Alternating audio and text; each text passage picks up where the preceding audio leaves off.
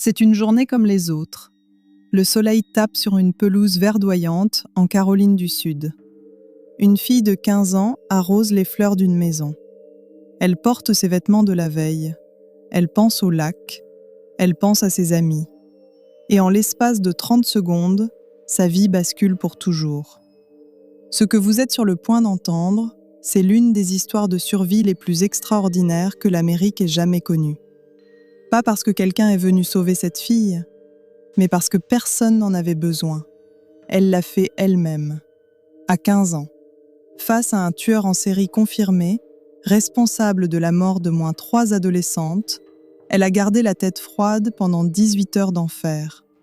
Elle a mémorisé chaque détail, chaque nom, chaque indice. Et quand le moment est venu, elle a couru. Ce jour-là, Cara Robinson n'a pas seulement sauvé sa propre vie. Elle a mis fin à la cavale d'un prédateur que la police traquait depuis des années sans même savoir son nom. Il s'appelait Richard Evonitz. Et choisir Cara Robinson a été la pire erreur de son existence. Voici son histoire. Le 24 juin 2002, Cara Robinson a 15 ans et la vie devant elle. Elle habite dans le comté de Richland, en Caroline du Sud, dans la banlieue calme de Columbia. C'est l'été. Les cours sont finis. Les journées s'étirent entre les amis, le lac et cette légèreté propre à l'adolescence qui ne dure pas longtemps, mais qu'on ne sait pas encore apprécier à sa juste valeur. Ce matin-là, Cara a prévu de rejoindre son amie Heather pour aller se baigner. Les deux filles se retrouvent chez Heather, dans une maison tranquille d'un quartier résidentiel de West Columbia. Les parents d'Heather sont absents. Avant de partir, Heather reçoit un message de sa mère. Il faut arroser les fleurs devant la maison avant de sortir. Une tâche banale. Cara, spontanément, propose de s'en charger pendant qu'Heather se prépare. Elle attrape le tuyau d'arrosage et sort dans le jardin. Il est environ 14 heures. Le soleil est haut. Le quartier est silencieux. Les voisins vaquent à leurs occupations. Rien ne cloche. Rien ne signale la moindre menace. Cara commence à arroser les massifs de fleurs le long de l'allée. Elle ne prête pas vraiment attention à la voiture qui passe lentement dans la rue. Une Pontiac Trans Am de couleur vert foncé. Beaucoup de voitures passent dans cette rue. Elle continue ce qu'elle fait. Mais la Pontiac ne continue pas. Elle sort du quartier, tourne et revient. Puis elle s'engage dans l'allée de la maison. Cara lève les yeux. Un homme descend du véhicule. Quadragénaire, cheveux châtains, casquette de baseball, chemise boutonnée, jean. Il tient un classeur rempli de magazines. Il a l'air quelconque, propre, pas menaçant. Le genre d'homme qu'on croise au supermarché sans le regarder 2 fois. Il s'avance vers elle avec le sourire. Il lui demande si les propriétaires sont là. Cara répond non, les parents d'Heather ne sont pas à la maison. L'homme hoche la tête, comme s'il prenait note. Puis il pose quelques questions supplémentaires. Est-ce que les voisins sont là? Est-ce qu'il y a quelqu'un d'autre dans les parages? Cara répond honnêtement. Non, personne. C'est là que quelque chose change dans l'attitude de l'homme. Il fait un pas de plus vers elle. Et d'un geste rapide, calme, presque décontracté, il sort une arme. Il appuie le canon contre la nuque de Cara. Sa voix ne tremble pas. Elle est froide, posée, comme s'il récitait quelque chose qu'il a dit des dizaines de fois. Si tu cries, je te tue. Si tu résistes, je te tue. Monte dans la voiture. Cara a 15 ans. Elle a une arme sur la nuque. Et à cet instant précis, quelque chose se passe dans son cerveau qui va définir les 18 heures suivantes, et peut-être sa vie entière. Elle ne panique pas. Elle ne crie pas. Elle ne tente pas de fuir. Elle calcule. Elle comprend instinctivement une vérité que les négociateurs de police apprennent après des années de formation. Dans une situation de prise d'otage, le calme est une arme. La docilité est une stratégie. Survivre d'abord, tout le reste ensuite. Elle pose le tuyau d'arrosage. et elle monte dans la voiture. Ce que Kara ne sait pas encore, c'est que l'homme qui l'a forcée à monter dans sa Pontiac s'appelle Richard Mark Evonitz, qu'il a 38 ans, qu'il vit à quelques kilomètres de là, et que, derrière sa façade d'homme ordinaire, se cache l'une des personnalités les plus dangereuses que la Caroline du Sud ait jamais abritée. Mais ça, Kara l'ignorait. Et Richard Evonitz l'ignorait peut-être aussi, que ce qu'il était sur le point de faire allait signer son propre arrêt de mort. Dans la voiture, Evonitz lui ordonne de se baisser sur le siège arrière. Il conduit pendant plusieurs minutes sur une voie rapide. Puis il s'arrête sur le côté de la route. Il ouvre la portière arrière. Sur le plancher se trouve un grand bac en plastique, le genre de bac de rangement qu'on achète dans n'importe quelle grande surface, transparent avec un couvercle. Il est assez grand pour contenir une personne. Evonitz parle à Kara. Sa voix est toujours aussi posée. Il lui dit qu'il va la mettre dans ce bac, qu'il va l'attacher et la bâillonner, qu'elle ne doit pas s'inquiéter si elle coopère. Il y a quelque chose de presque mécanique dans sa façon de parler, comme s'il avait déjà fait ça avant, comme si c'était une procédure. Kara s'allonge dans le bac. Elle ne lutte pas encore. Son cerveau est en mode collecte d'informations. Elle note tout. La texture du plastique, les sons extérieurs, la façon dont il attache ses poignets. Elle prend mentalement note de tout ce qui pourrait lui être utile plus tard. Evonitz remet le couvercle en place. L'obscurité est totale. La voiture redémarre. Kara est dans le noir, liée, bâillonnée, enfermée dans un bac en plastique sur le siège arrière d'une voiture conduite par un inconnu armé. Et pourtant, et c'est peut-être la chose la plus extraordinaire dans toute cette histoire, elle ne perd pas pied. Elle respire, elle écoute, elle pense. Le trajet dure une vingtaine de minutes. Puis la voiture s'immobilise. Evonitz sort du véhicule, ouvre la portière arrière et traîne le bac, avec Kara dedans, jusqu'à l'entrée d'un appartement. Elle entend des bruits de pas sur du goudron, une porte qui s'ouvre, une marche. Puis le couvercle est retiré. Elle est à l'intérieur. L'appartement est petit, fonctionnel, banal.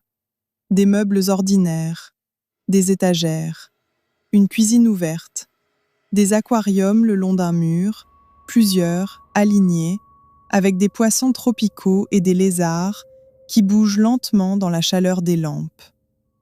La lumière est tamisée, l'air sans le renfermer. Tout est à sa place, rangé, net.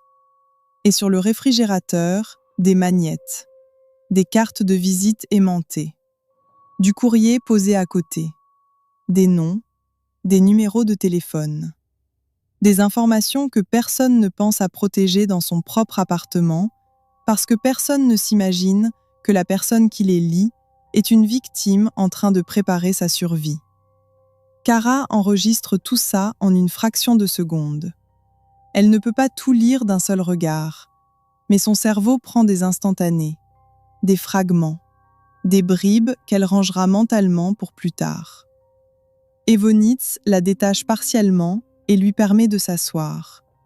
Il lui pose des questions. Son prénom, son âge, sa famille, ses amis. Il note ses réponses par écrit dans un carnet, avec une application méthodique qui donne la chair de poule. Comme si elle remplissait un formulaire d'admission. Comme si elle était en train d'enregistrer son entrée quelque part. C'est une technique, peut-être inconsciente, peut-être calculée, qui vise à faire croire à la victime qu'elle compte pour son ravisseur, qu'il y a un lien, une connexion humaine, qu'elle n'est pas qu'un objet. C'est aussi un moyen de la contrôler en douceur, de créer une pseudo-relation qui diminue les chances de résistance. Les spécialistes en comportement criminel appellent ça le grooming situationnel. Même dans une situation de captivité, le prédateur cherche à entretenir une forme d'emprise psychologique qui va au-delà de la menace physique. Kara joue le jeu. Mieux encore, elle retourne la technique. Elle commence à poser ses propres questions. Elle lui demande depuis combien de temps il a ses lézards, si les poissons sont difficiles à entretenir. Elle s'intéresse à son passé. Elle lui parle de la marine, parce qu'elle a capté un détail, quelque chose qu'il a dit en passant, une allusion à son service militaire. Et elle l'encourage à développer. Elle dit ça avec naturel, sans trembler dans la voix, sans donner l'impression qu'elle cherche des informations. Elle joue la fille, compréhensive, curieuse, non menaçante. Elle dit « Est-ce qu'il y a quelque chose que je peux faire pour vous ?» Elle propose de l'aider à ranger, à nettoyer. C'est elle qui se propose d'aider son ravisseur. Ce n'est pas de la résignation, c'est de la tactique. Elle apprend qu'il s'appelle Richard, qu'il a servi dans la marine américaine comme technicien sonar. Elle mémorise les noms sur les magnettes du réfrigérateur, son médecin, son dentiste. Elle lit les enveloppes posées sur le comptoir. Elle retient l'adresse de l'immeuble telle qu'elle l'a lue sur un document officiel qui traîne près de la cuisine. Elle note mentalement la disposition des lieux. La porte d'entrée, à gauche, en sortant du couloir, une seule serrure à bouton poussoir. Les fenêtres, trop hautes du sol, trop risquées. La porte donc, toujours la porte d'entrée. Plus tard, interrogée par les médias, elle dira quelque chose qui résume mieux que tout ce qu'elle vivait ces heures-là. Je ne me concentrais pas sur ce qui se passait, je me concentrais sur ce qui allait venir. C'est peut-être la phrase la plus forte de toute cette affaire. Ce qui se passait, elle le savait. Elle n'était pas naïve. Elle avait compris, dès le premier instant, les intentions de cet homme. Et il lui a infligé ce qu'il était venu lui infliger, plusieurs fois, dans une froideur méthodique qui ne ressemblait en rien à l'emportement d'un homme qui aurait perdu le contrôle. C'était planifié, organisé, comme tout le reste. Face à l'inimaginable, Kara a activé un mécanisme que les psychologues appellent la dissociation. Le cerveau se déconnecte de l'expérience présente pour protéger l'individu. Elle raconte qu'elle éteignait son cerveau, qu'elle quittait son corps, qu'elle s'observait de loin, comme si ce qui se passait arrivait à quelqu'un d'autre. Ce n'est pas de la faiblesse, c'est le cerveau humain qui fait exactement ce pourquoi il est conçu, survivre à ce qui ne devrait jamais arriver. Mais entre ces moments-là, dans les silences, dans les pauses, quand Evonitz s'éloignait ou s'occupait à autre chose, Kara revenait dans son corps. Elle ouvrait les yeux, elle observait, elle mémorisait, elle reconstruisait mentalement le plan de l'appartement. Elle répétait les noms qu'elle avait lus, les détails qu'elle avait captés, les informations qui lui permettraient, si l'occasion se présentait, de mener la police directement jusqu'ici. Evonitz la contraint à prendre du Valium, un médicament sédatif puissant. Il lui pose la pilule dans la main, s'assure qu'elle l'avale. Il veut la calmer, l'abrutir, la rendre complaisante. Kara fait semblant d'obtempérer. Elle glisse le comprimé sous sa langue, attend, résiste aux effets autant qu'elle peut. L'heure qui suit est un équilibre précaire entre la nécessité de paraître affectée par le médicament et le besoin absolu de garder les idées claires. Ce soir-là, vers 20h, le journal télévisé diffuse un reportage sur sa disparition. Les images tournent. Le quartier de West Columbia, une photo d'école de Kara, sa mère visiblement dévastée devant un micro. Il y a un appel à témoins. Il y a un numéro à composer si on l'a vu. Evonitz regarde l'écran en silence. Il voit le visage de Kara. Il voit les policiers en uniforme.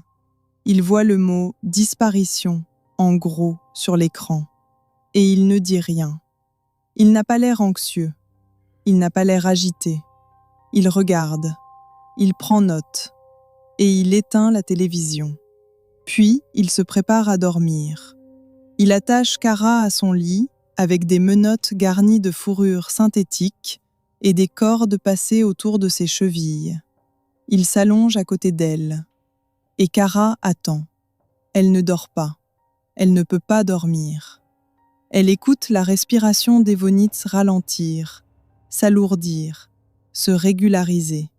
Elle attend que ce rythme devienne suffisamment stable, suffisamment profond, pour que le moindre mouvement ne risque pas de le réveiller. Les minutes s'étirent, les heures passent. Il fait nuit noire derrière les stores. Quelque part dans la ville, sa mère regarde son téléphone en espérant un appel. Quelque part, des policiers quadrillent les quartiers de West Columbia. Quelque part, Heather attend des nouvelles de son amie qui ne donne plus signe de vie depuis l'après-midi. Et ici, dans cet appartement obscur qui sent le renfermé et les aquariums, Kara Robinson compte respiration d'un homme qui a tué 3 filles avant elle. Et elle planifie. Il est environ 5 heures du matin quand Kara décide que c'est le moment. Evonitz dort profondément. Sa respiration est lente et régulière. Kara commence à travailler ses liens. Elle utilise ses dents pour desserrer les menottes, millimètre par millimètre, dans un silence absolu. Le moindre bruit pourrait tout faire basculer. Elle respire lentement, régulièrement, pour ne pas faire de bruit, pour ne pas trahir le moindre mouvement. Il faut du temps, beaucoup de temps. Ses poignets sont à vif, ses mains tremblent, mais elle continue. Elle ne pense pas à la douleur. Elle pense à la porte. Elle pense à la rue. Elle pense à demain. Une menotte se défait, puis l'autre. Elle libère ses jambes. Elle se lève du lit avec une lenteur millimétrique. Chaque pression sur le matelas est un risque. Chaque craquement de parquet, une menace. Evonitz ne bouge pas. Kara traverse la chambre. Elle atteint le couloir, puis la porte d'entrée. Elle tourne doucement la poignée et la porte s'ouvre. Elle sort dans l'air du matin. Il fait encore nuit. La cour du complexe d'appartements est silencieuse. Et Kara court. Elle ne regarde pas derrière elle. Elle l'a dit elle-même, des années après, « Je n'ai pas regardé en arrière une seule fois ». Elle traverse le parking en courant et aperçoit une voiture garée, moteur éteint, avec 2 hommes à l'intérieur. Elle s'approche, frappe à la vitre. Elle leur explique qu'elle a été enlevée, qu'il faut l'emmener au commissariat immédiatement. Les 2 hommes, saisis, acceptent sans hésitation. À 6 heures du matin, le 25 juin 2002, Kara Robinson entre dans les locaux du bureau du shérif du comté de Richland. Elle a survécu 18 heures de captivité. Elle porte toujours les traces des liens sur ses poignets.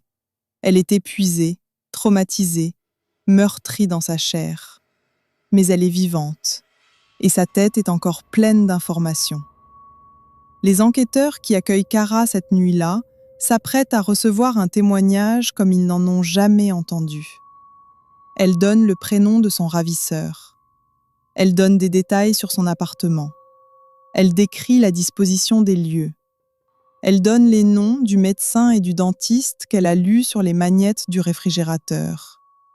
Elle donne la marque et la couleur de la voiture. Elle décrit le complexe d'appartements avec une précision stupéfiante. Et puis, elle fait quelque chose que personne n'attendait.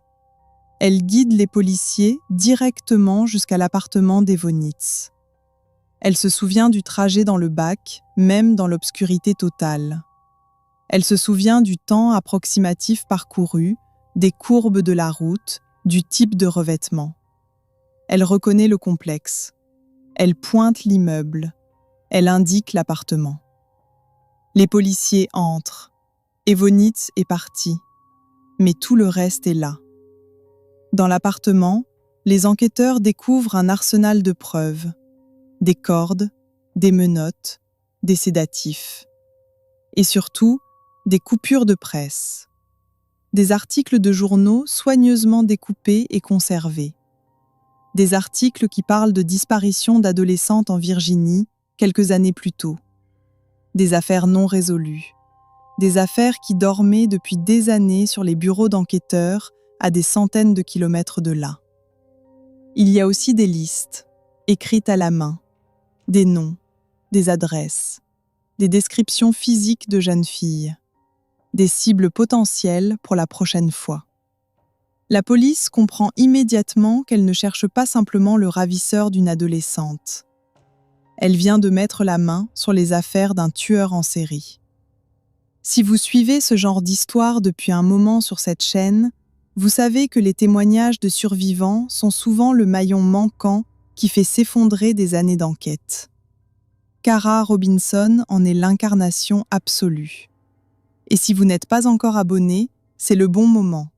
On publie ce type de documentaire régulièrement et vous ne voulez pas manquer la suite. Pour comprendre ce qu'Evonitz représentait vraiment, il faut remonter le temps, loin en arrière, jusqu'aux origines d'un homme qui, en apparence, n'avait rien d'exceptionnel. Richard Mark Edward Evonitz, né le 29 juillet 1963 à Columbia, en Caroline du Sud. La même ville où, près de 40 ans plus tard, il enlèvera Cara Robinson. Une coïncidence géographique qui dit quelque chose sur les prédateurs de ce type. Ils reviennent souvent aux endroits qu'ils connaissent. Les endroits où ils se sentent invisibles. Les endroits où personne ne les surveille vraiment. Il est l'aîné de 3 enfants dans une famille profondément dysfonctionnelle. Son père est alcoolique, le genre d'homme qui rentre à la maison avec une bouteille dans une main et de l'humiliation dans l'autre. Il traite sa femme et ses enfants de crétins et d'incapables. Il passe parfois directement de la table du dîner au canapé, inconscient avant même que les assiettes soient débarrassées. Les parents se séparent quand Richard a quelques mois, se remettent ensemble, se séparent à nouveau quand il a 12 ans. Le divorce officiel n'arrive qu'en 1985, quand Richard a 22 ans. C'est une enfance de chaos et de honte. Ce qui est important de préciser, cela n'excuse rien. Des milliers d'enfants grandissent dans des familles brisées, marquées par l'alcoolisme et la violence, sans jamais devenir des tueurs. Mais le contexte est là, documenté, et il explique peut-être la façon dont quelque chose se rompt très tôt dans la psychologie d'Evonitz. Cette incapacité à développer une empathie normale, cette distance avec les autres êtres humains, cette tendance à les percevoir comme des objets plutôt que comme des personnes. Il grandit dans la discrétion. À l'école, il n'est ni brillant ni problématique. Ses professeurs ne se souviennent pas vraiment de lui. Ses camarades de classe non plus. Il passe inaperçu, ce qui est, rétrospectivement, l'un des signes les plus inquiétants. Les prédateurs de ce type cultivent souvent une invisibilité sociale totale. Ils ne se font pas remarquer. Ils ne se font pas d'ennemis. Ils ne laissent pas de traces dans les mémoires. Ils sont juste là. Et puis ils ne sont plus là. Et quand on essaie de se souvenir d'eux, il n'y a presque rien à quoi se raccrocher. À 18 ans, il obtient son diplôme du lycée d'Irmo.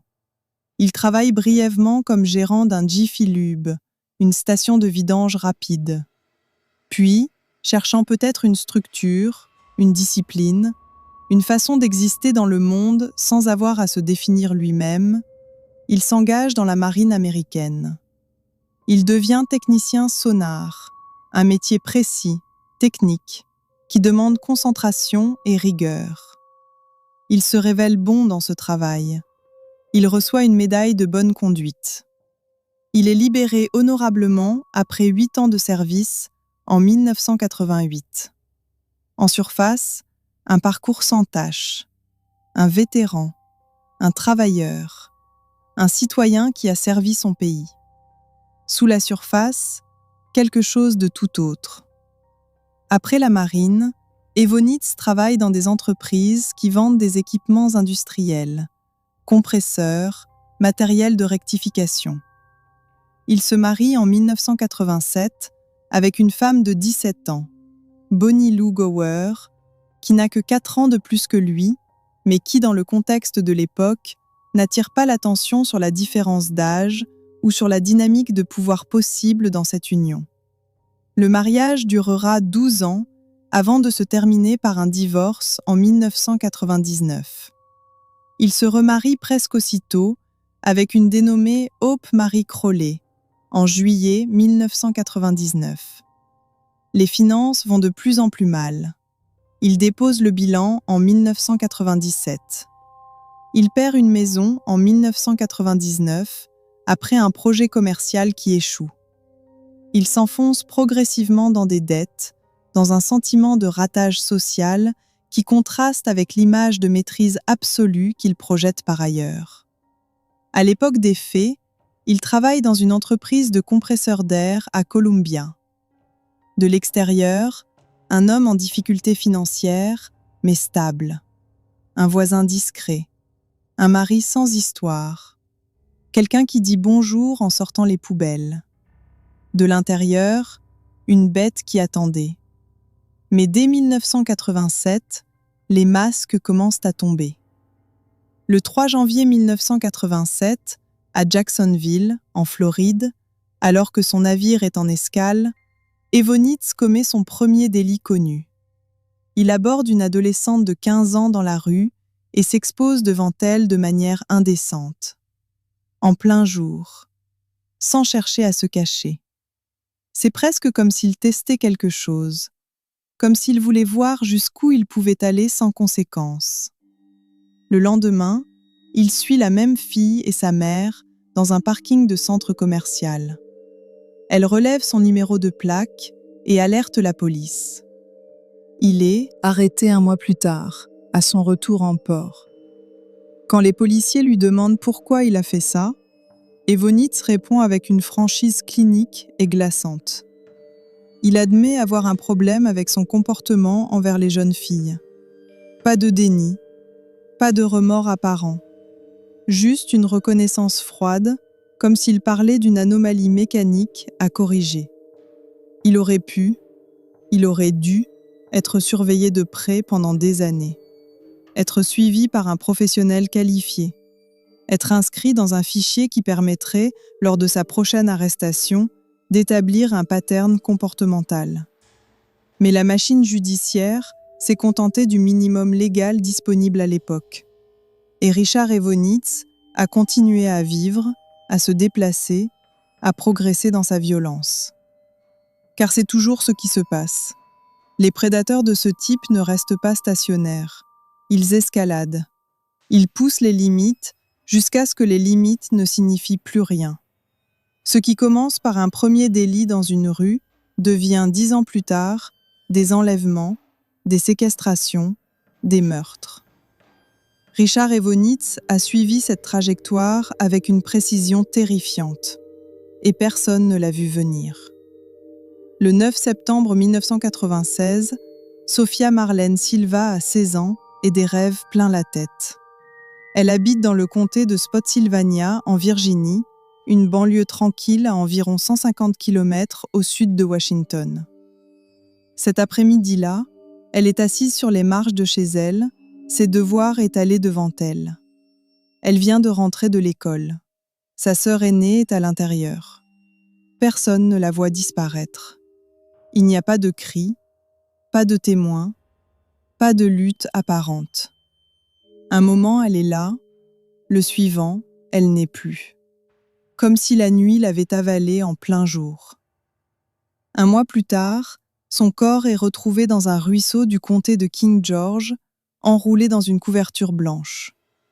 Les enquêteurs notent des détails macabres qui resteront dans les dossiers, mais ne seront rendus publics que des années plus tard. Des détails qui révèlent une violence calculée, méthodique. La signature d'un prédateur organisé. La police du comté de Spotsylvania lance une enquête. On interroge les proches, les voisins, les inconnus. On passe les communications téléphoniques au crible. On cherche des suspects. On cherche des mobiles. On ne trouve rien. l'affaire stagne. Puis le 1er mai 1997, 7 mois seulement après la disparition de Sofia Silva, tout recommence. Christine Michelle Lisk a 15 ans. Sa sœur Catherine Nicole Lisk, Cathy pour tout le monde, en a 12.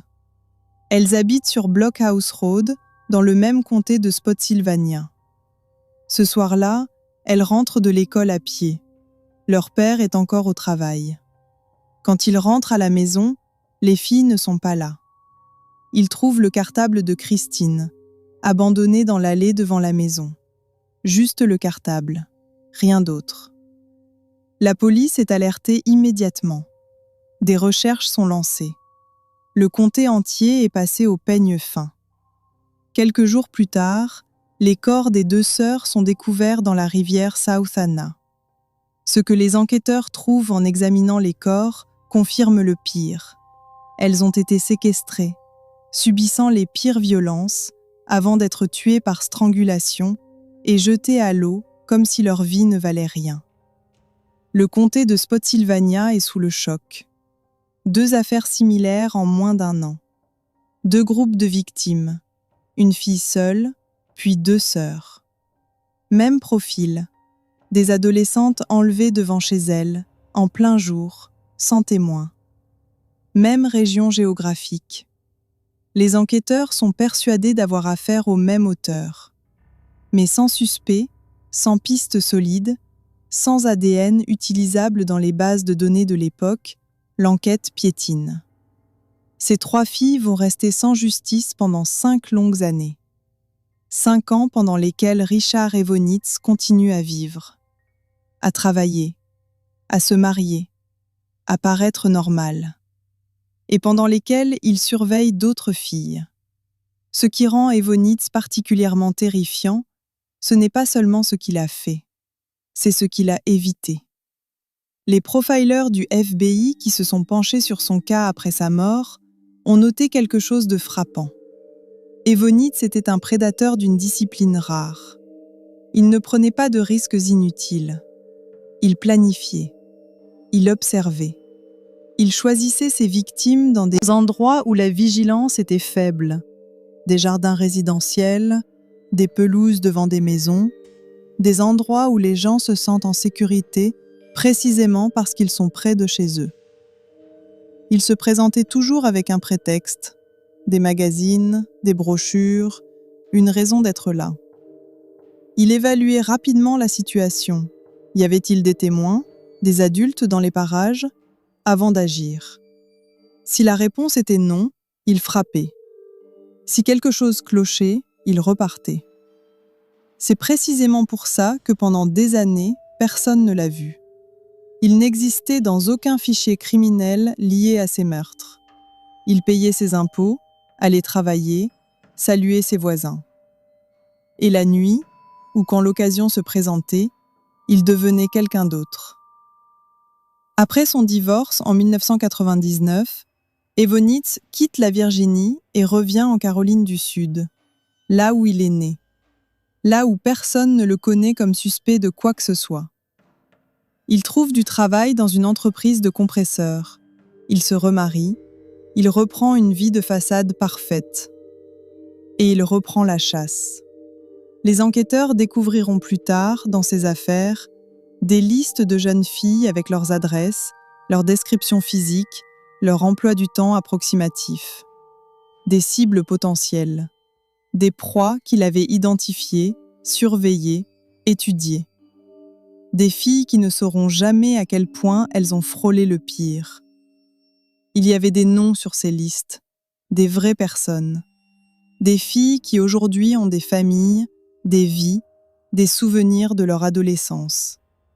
L'une d'entre elles, interrogée par les médias après la mort d'Evonitz, a dit quelque chose qui résume tout. C'est effrayant de savoir que ce type me regardait. Je veux savoir pourquoi ce n'est pas moi qui l'a choisi. La réponse, personne ne l'a jamais vraiment eue. Quand Cara Robinson s'échappe à l'aube du 25 juin 2002, Richard Evonitz dort encore.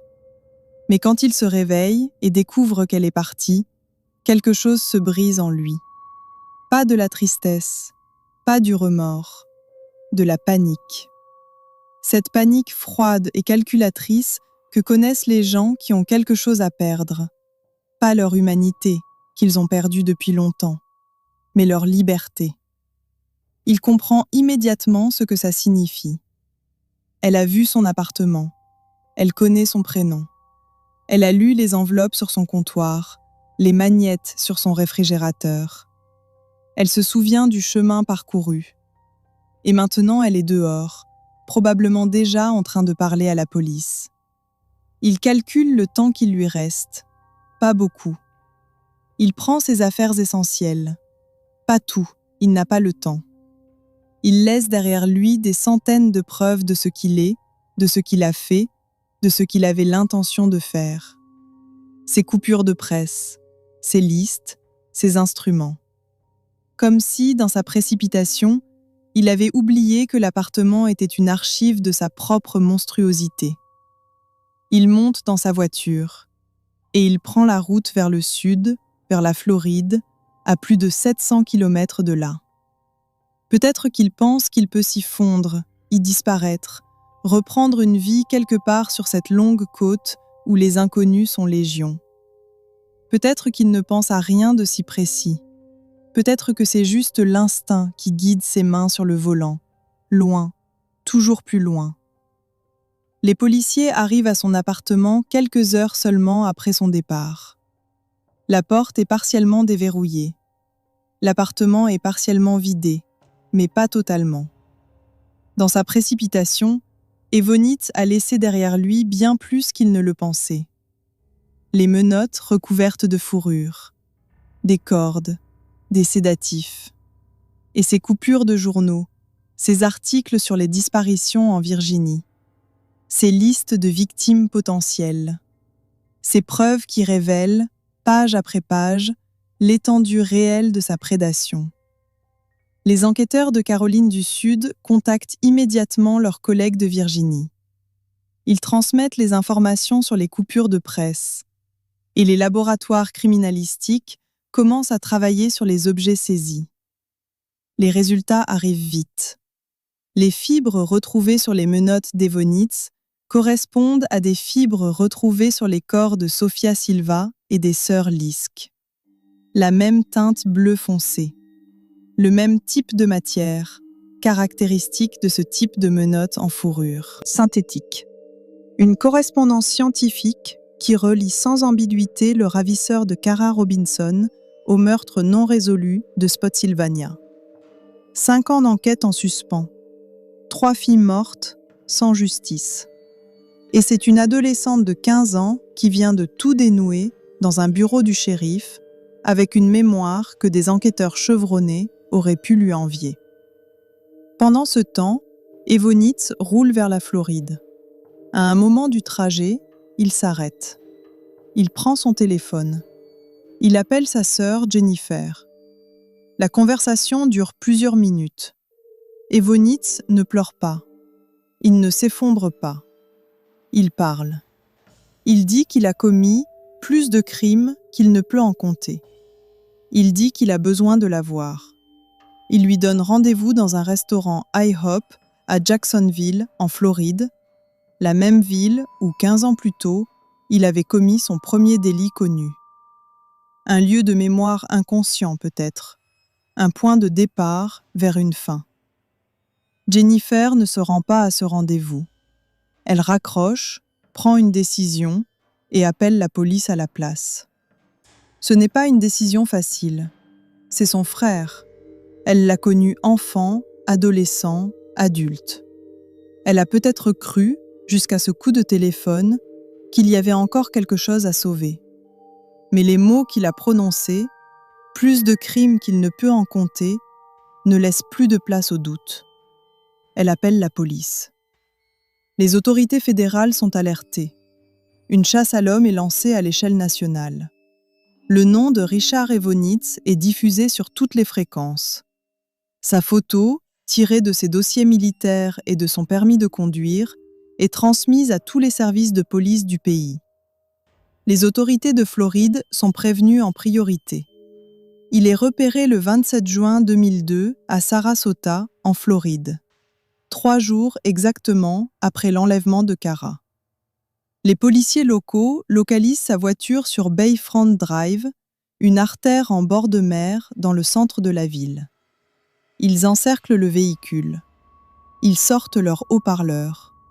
Ils appellent Evonitz à se rendre. Ils lui parlent pendant plusieurs minutes. Ils lui disent qu'il est entouré, qu'il n'y a nulle part où aller, qu'il peut mettre fin à ça sans violence. Evonitz sort son arme, un pistolet calibre 25 mm, et il se tire une balle dans la tête. Il meurt sur place, à 38 ans, sans jamais avoir répondu de ses crimes devant un tribunal, sans jamais avoir regardé en face les familles de Sofia Silva, de Christine Lisk, de Cathy Lisk, sans jamais avoir eu à entendre les mots « coupable » prononcés par un juge, sans jamais avoir dû expliquer pourquoi.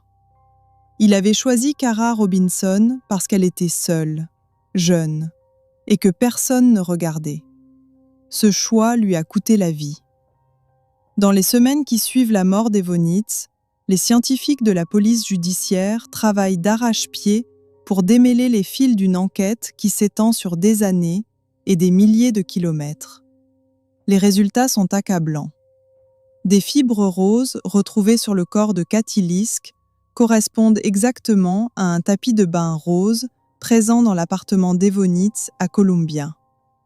Des fibres bleu foncé retrouvées sur les 3 victimes de Virginie correspondent aux menottes fourrées utilisées pour attacher Cara Robinson. Des analyses ADN mitochondriales effectuées sur des cheveux retrouvés dans la chaussette de Cathy Lisk correspondent au profil génétique d'Evonitz. Et la pièce de résistance, peut-être le détail le plus renversant de toute l'affaire, dans le coffre d'un de ces véhicules, des enquêteurs trouvent une empreinte de paume et des empreintes digitales appartenant à Christine Lisk. Une empreinte qui date de 5 ans, mais qui a survécu dans le métal de la carrosserie. Un scientifique légiste la qualifiera de « miracle ». Ces preuves ne laissent plus aucun doute. Richard Evonitz a bien enlevé et tué les 3 adolescentes de Virginie. Les affaires de Spotsylvania County sont officiellement closes en août 2002. Mais les enquêteurs ne s'arrêtent pas là, car les profilers du FBI savent une chose. Les prédateurs de ce type ne commencent pas par des meurtres. Ils escaladent. Il y a presque toujours un passé d'agression, de tentative, d'incident avant le premier meurtre.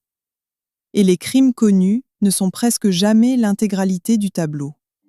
En 2007, le FBI publie une alerte nationale demandant à tous les services de police du pays de vérifier leurs affaires non résolues pour des similitudes avec le modus operandi d'Evonitz. Des connexions sont explorées. Sa présence en Floride, dans les années 90, correspond géographiquement à la disparition de Jennifer Odom, 12 ans, disparue d'un arrêt de bus dans le comté de Pasco en 1993. Son passage par le Maine en 1988 coïncide avec la mort de Sarah Cherry, 12 ans, retrouvée étranglée et ligotée dans un bois de Baudouane. Aucune de ces affaires n'a pu être officiellement attribuée à Evonitz. Mais le shérif Leon Lott, qui dirigeait les enquêtes à Columbia, a été direct dans ses déclarations. On a essayé de retracer ses pas, de voir s'il y avait d'autres filles disparues sur ces routes. On n'a pas pu trouver d'autres victimes confirmées. Ça ne veut pas dire qu'elles n'existent pas. Et Cara Robinson Chamberlain, elle-même, est convaincue qu'il y en a d'autres. Que certaines familles n'ont toujours pas de réponse. Que quelque part, dans des dossiers non résolus, se cachent les noms d'autres victimes d'un homme que le monde n'a pu identifier que parce qu'une fille de 15 ans a choisi de ne pas paniquer. Il y a un chapitre de cette histoire que les documentaires oublient souvent de raconter. Celui des familles qui attendaient. La famille Silva cherchait des réponses depuis 6 ans quand Cara Robinson s'est échappée. 6 ans sans savoir qui avait pris leur fille. 6 ans à vivre dans ce vide insupportable qu'on appelle l'ambiguïté, cette zone grise entre le deuil et l'espoir, où on ne sait pas si on pleure quelqu'un ou si on l'attend encore. Les parents de Sofia avaient fait tout ce qu'on fait dans ces cas-là. Affiches, appels aux médias, coopération totale avec la police. Ils avaient regardé les enquêteurs travailler, avancer, piétiner, recommencer. Ils avaient attendu chaque coup de téléphone en espérant que ce serait le bon. La famille Lisk avait vécu la même chose, mais multipliée par 2. Parce qu'ils avaient perdu 2 filles le même soir. 2 filles qui se rendaient encore à l'école quelques heures avant. 2 filles dont le cartable, retrouvé devant la maison, était la seule trace tangible de leur dernière matinée. Quand la police les a contactées à l'été 2002 pour leur annoncer que l'affaire était résolue, que c'était bien Richard Evonitz, que les preuves étaient accablantes, que l'homme était mort, ce n'est pas de la soulagement qu'ils ont ressenti en premier. C'était quelque chose de plus complexe, plus douloureux. La confirmation d'une horreur qu'on avait imaginée, mais qu'on refusait d'admettre. Il n'y aurait pas de procès, pas de confrontation, pas de moment où regarder cet homme dans les yeux et lui demander pourquoi. Il s'était lui-même soustrait à cette dernière obligation. Mais il y avait Kara.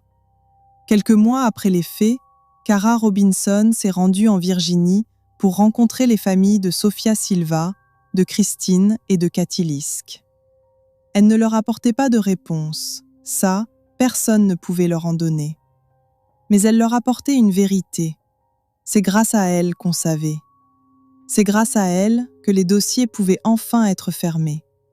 C'est grâce à elle que leur fille avait un nom d'assassin sur leur acte de décès. C'est elle qui avait rendu la justice possible. Pas la police, pas le FBI. Une adolescente de 15 ans qui avait décidé de ne pas se laisser détruire.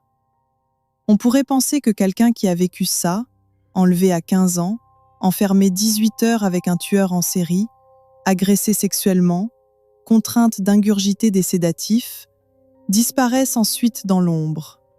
Que le traumatisme soit plus fort que tout. Que ce soit la fin de quelque chose. Kara Robinson a choisi le contraire. L'année suivante, elle postule pour un emploi d'été au département du shérif du comté de Richland. Le même département qui l'avait accueillie à 6 heures du matin, tremblante et meurtrie après son évasion. Elle obtient le poste. Elle sort diplômée du lycée d'Irmo. Elle s'inscrit à l'université pour devenir enseignante. Et puis, au fil des cours, quelque chose change dans son orientation. Elle change de voie. Elle s'inscrit à l'Académie de justice criminelle de Caroline du Sud. En 2010, elle en ressort diplômée. Seule femme de sa promotion. Mais avant ça, il y a un moment qu'elle racontera souvent par la suite, un moment qui résume peut-être mieux que tout ce que l'histoire de Kara Robinson signifie vraiment. Un jour, pendant ses cours à l'académie, l'instructeur aborde le sujet des survivants dans les enquêtes criminelles. Il cite un cas particulier comme exemple de comportement exemplaire en situation de captivité. Il décrit une adolescente qui a mémorisé des détails, gardé son calme, fait confiance à sa propre intelligence plutôt qu'à la panique. Il donne le prénom de la victime, Kara. L'instructeur parle d'elle sans savoir qu'elle est dans la salle. À la fin du cours, Kara s'approche de lui. Elle lui dit doucement « Je voulais juste que vous sachiez que Kara, c'est moi. » Aujourd'hui, Kara Robinson Chamberlain, elle a pris le nom de son mari, est officier de police dans le comté de Richland. Elle est mariée, mère de 2 jeunes garçons. Elle a reçu 150 000 $ de récompense pour avoir permis la résolution des meurtres de Virginie. Elle a rencontré les familles, elle a témoigné.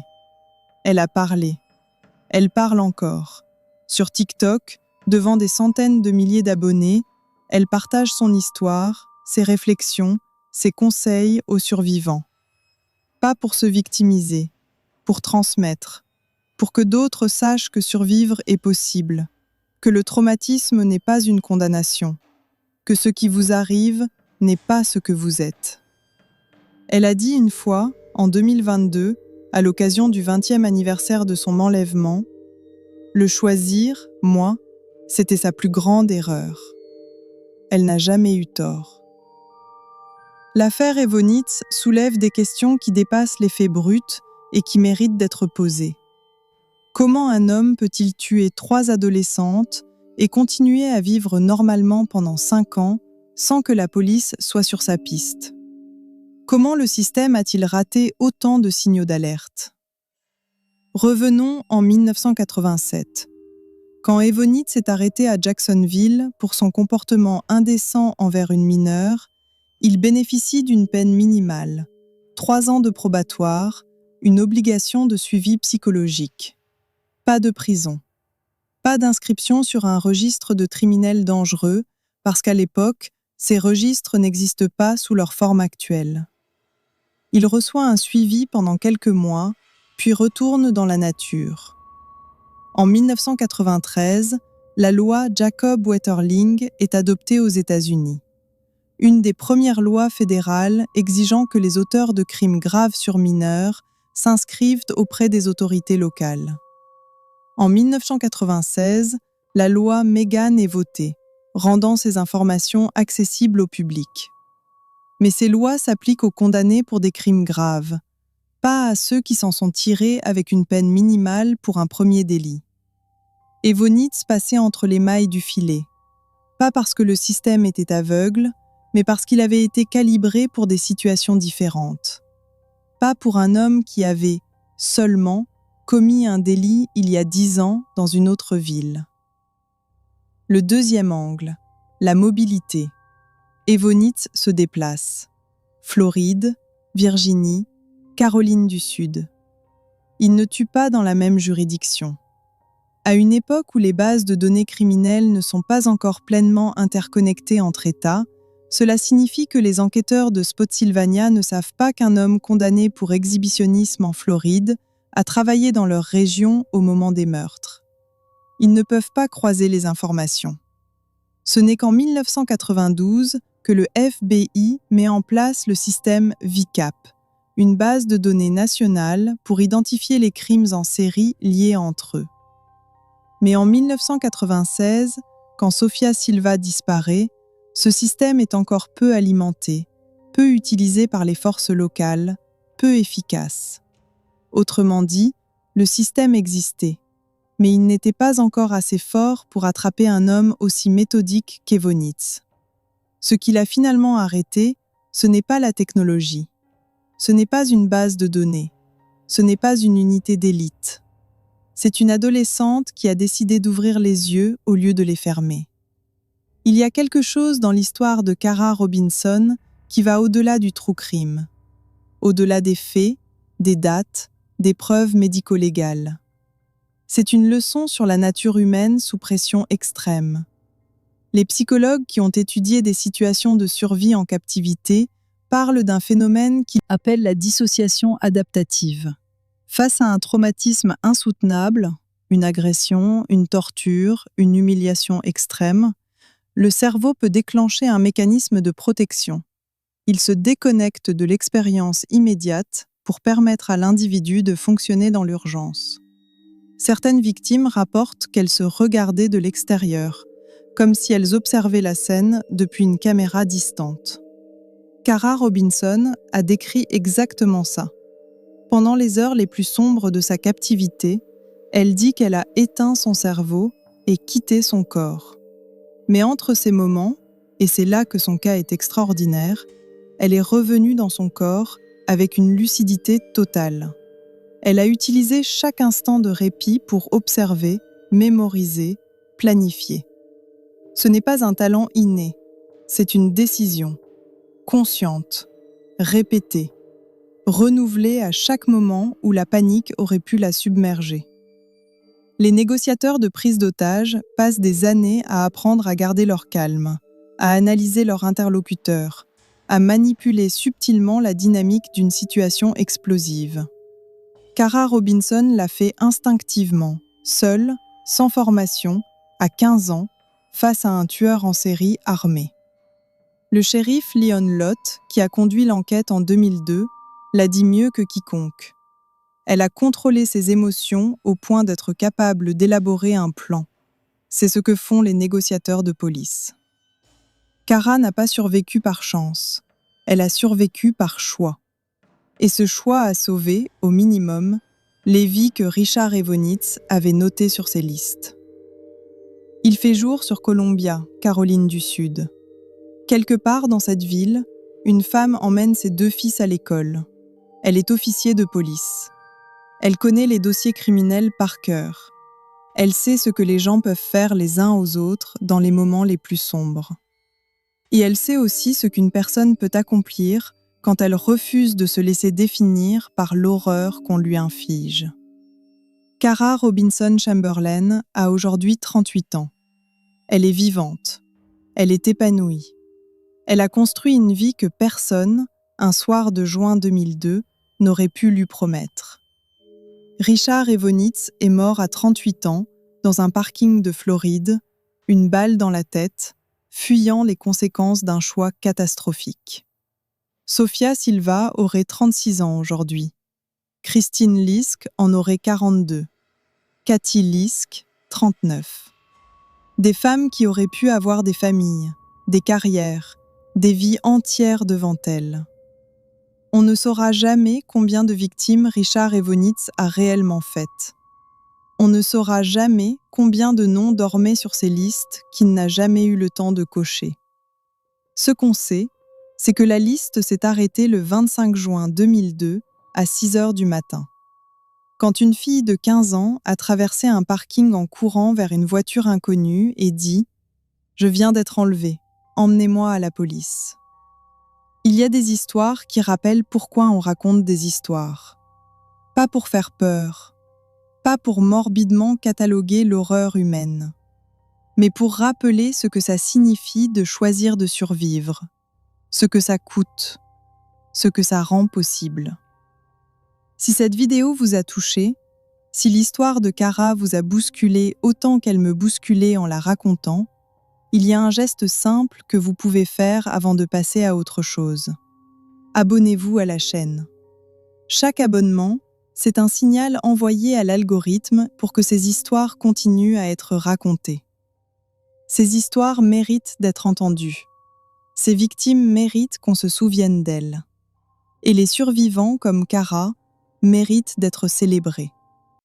Sofia Silva, Christine Lisk, Cathy Lisk et Kara Robinson, celle qui a décidé que ce n'est pas lui qui allait choisir son destin. Merci d'avoir regardé jusqu'ici.